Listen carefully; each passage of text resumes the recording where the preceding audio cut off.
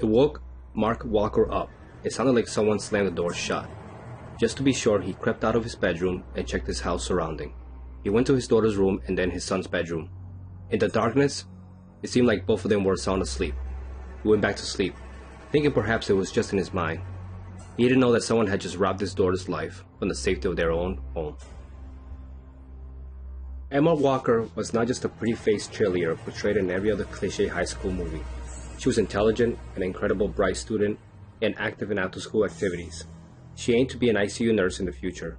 Friends would describe her as a down-to-earth, kind girl with a beautiful smile and with great fondness for animals. She loved to volunteer at animal shelters to care for them. Riley Goll was raised by his mother and grandparents. Goll was a top student and loved to play video games. Friends described as a jokester, not the classic jock type. Friends stated that he was a little nerdy on his side, but he was a little to himself. But from the outside looking in, you'd think he was just a normal guy. Emma Walker first met Riley Goll in her freshman year when she was 14 years old. Emma was a passionate cheerleader and took it very seriously. She enjoyed leading, and her cheerleading displays characterized her Friday nights in school before every game. This was how she caught the attention of Central High's wide receiver, the 16-year-old Riley Goll, who was a junior at that time.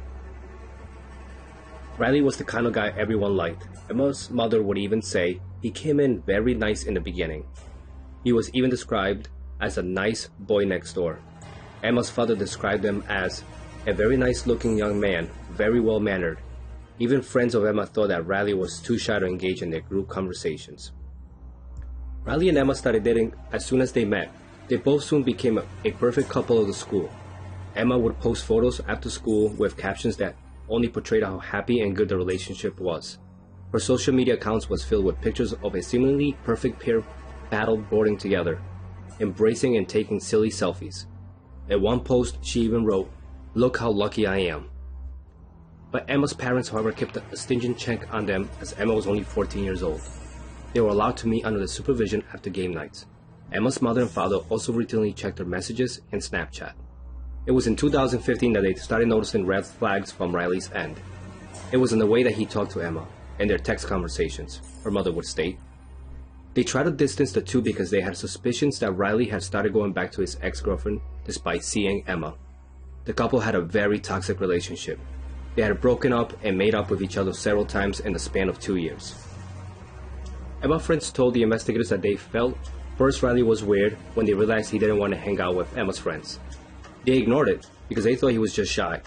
They learned how toxic he was when he didn't want Emma to hang out with her friends. Her friend Keegan would say he became kind of controlling over her, what she did, her activities. Riley was just growing possessive over Emma.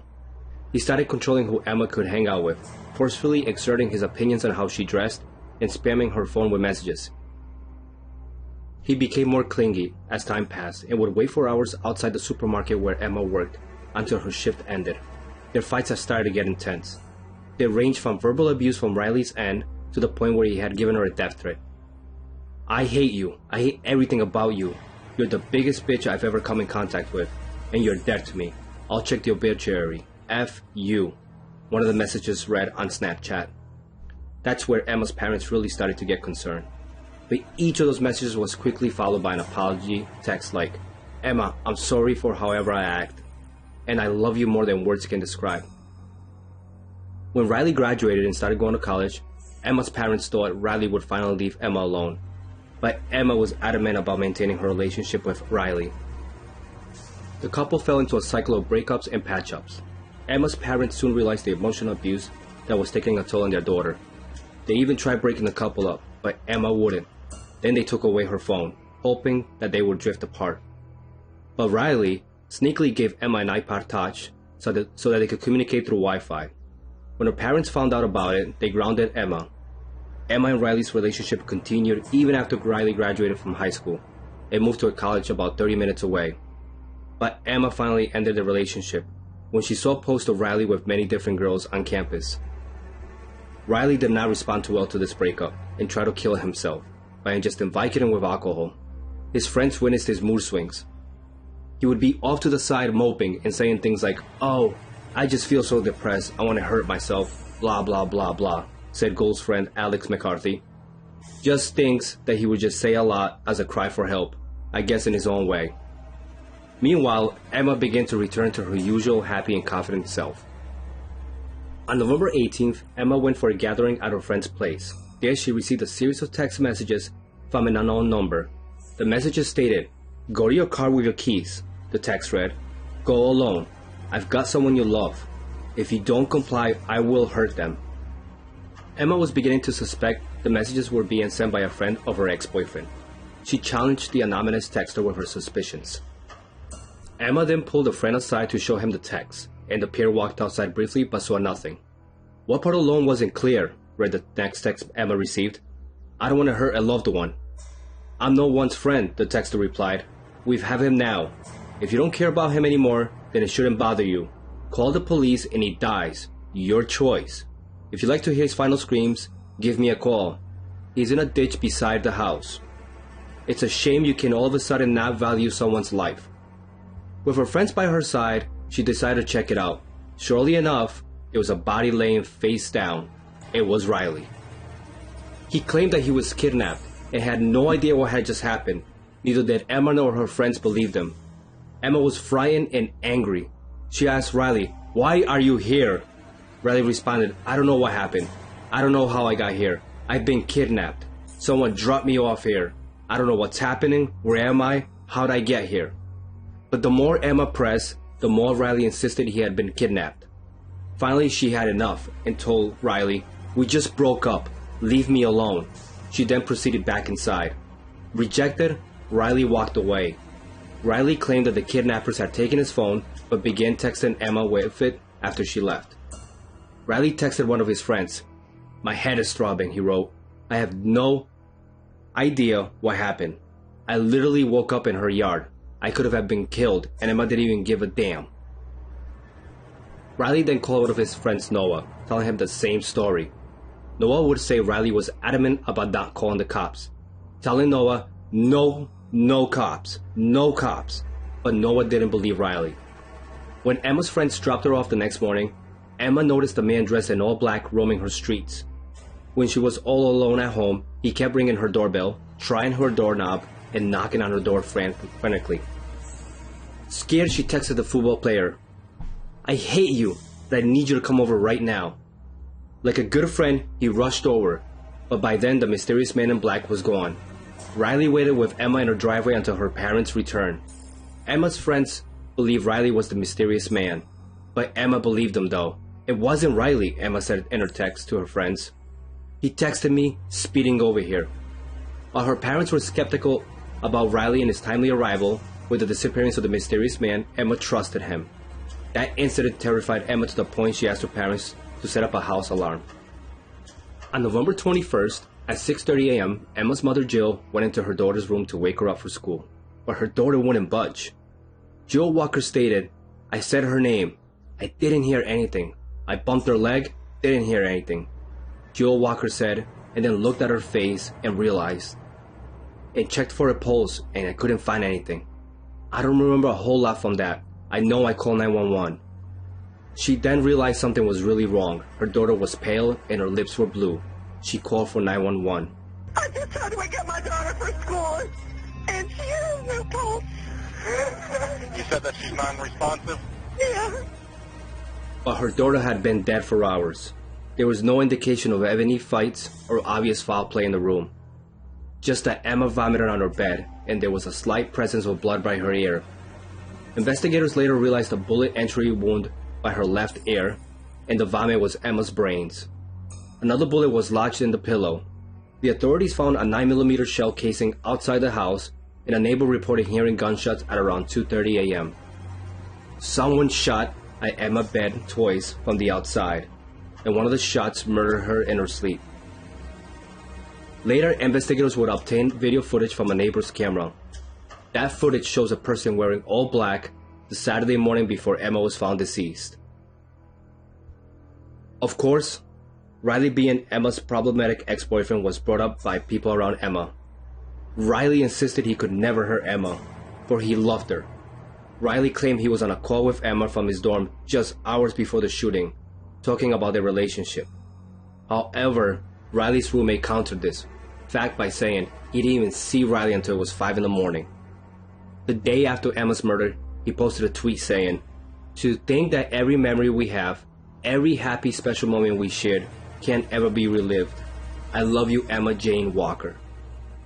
The police were wary of Riley as they suspected Riley being the mysterious man in black, but they did not have any concrete evidence to tie him to the murder. Until friends of Riley came forth with crucial information. Alex McCarthy revealed that Riley had recently stolen Riley's grandfather's gun, a 9mm Glock. It matched the same caliber of the 2 gunshots into Emma's room. Riley insisted that he only had done so for his own safety, still keeping up with the story of him being kidnapped. But it became more than a coincidence when Noah Walton revealed that Riley had asked him how to remove fingerprints from a gun. When Riley was brought in for interrogation, he denied all the allegations. He referred to Emma as the girl, creating a sense of detachment and distance from her, whom he supposedly loved. Here is a video of that interrogation. It was traumatizing. I didn't know what to make of it. Went up to my stepdad's house, and I pulled in the driveway, and this van pulled over across in the semicircle, and these 2 guys were like walking across the street, and I know one of them grabs my back, and the other one's around the corner, and they just like put their hands over my face and just took me to their van or whatever. Why would somebody do that to you? I genuinely have no idea. They did ask me, they were like, who would you want to talk to for the last time? And so I started freaking out, and I said Emma. And they made me call Emma, and I was just crying and screaming. She thought it was a joke. She thought I was playing a prank on her. She FaceTime called me. She was crying and freaking out, so I said, okay, give me a minute, I'll come down and check it out. The only thing that I thought of was whoever the person was at her house Saturday morning. That's the first thing I thought of. How much I loved her, and that I was sorry that she didn't want what we had anymore. She didn't care about the relationship anymore. She said she cared about me, she loved me, but she didn't care to be with me anymore. I sat in the parking lot just looking at pictures, like, what are you talking about? Did you not hear what happened? I said, no, what are you talking about? The girl, she texted me. Which girl? The one that passed away. Okay. What's her name? Emma. I hope to God I'm not a suspect in her death. Did I say you were? I hope you don't think it, because I wouldn't hurt that girl for. I would hurt myself if I hurt her, and that's what I've done. Did you shoot into Emma's house? No, sir.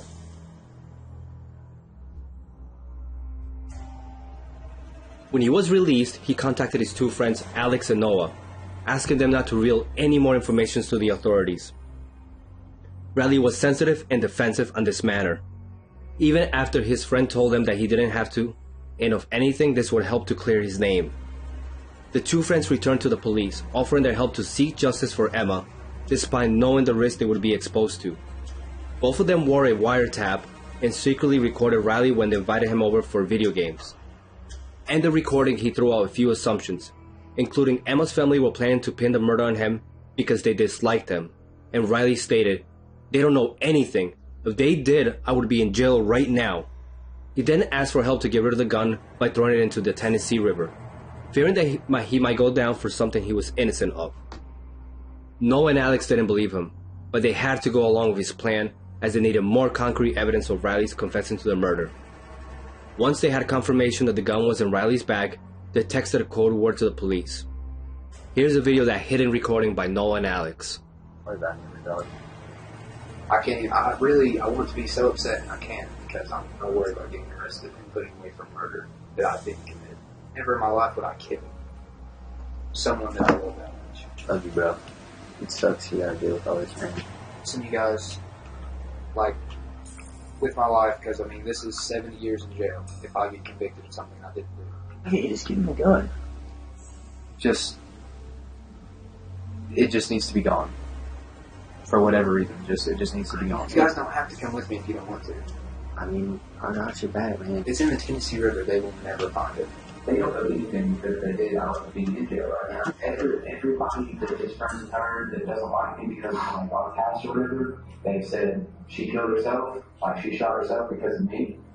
or the I shot her, or the, there's a whole other category of blame where some people that understood the situation said she killed herself because of me and her parents, or she just killed herself because of her parents, but she didn't kill herself. She did. Nobody knows that but me and you two and my grandparents. They haven't released that to anybody. People just make up shit because they want me to be correct. In less than 2 minutes, the police swiftly surrounded and arrested Riley. In Riley's bag and car, police found a 9mm gun, gloves, and black clothing that pointed to the possibilities of Riley being the mysterious man. After his arrest, Riley was released from jail with a $1.3 million bail. He was required to wear a GPS monitoring bracelet under the conditions of his bail agreement. During the trial, Riley later admitted to the police he made up the kidnapping story. But the next day, according to prosecutors, Riley showed up in the Walker's neighborhood dressed in black with his face covered and began knocking on Walker's door. Riley continued to deny, however, that he was the mysterious man in black. Prosecution witness claimed during the trial she immediately knew it was Riley and saw his car parked at a nearby swimming pool. I immediately texted him and asked why he wasn't Sturchy. She said, "He freaked out, he denied it." Finally, Riley admitted to shooting into Emma's room, but he only meant to scare her back to him and never meant it to be a fatal shot. Based on the trajectory of the two shots, it was clear that he was aiming at a specific location, Emma's bed, at around 3:45 in the morning. 19-year-old Raul Gawley was charged and found guilty of first-degree murder, aggravated stalking, theft, tampering with evidence, reckless endangerment, and possession of a firearm during the commission of a dangerous felony.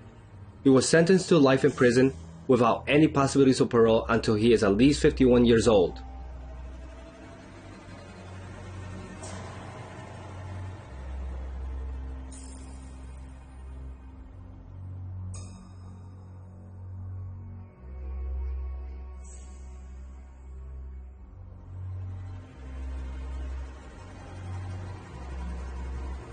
Has the jury reached a verdict Yes, sir, we have. charging the defendant with first-degree murder? Did the jury reach a verdict? Yes, we did. What is your verdict? Guilty. My intentions were not, and never have been, to cause him any physical harm. At times, I was a terrible boyfriend.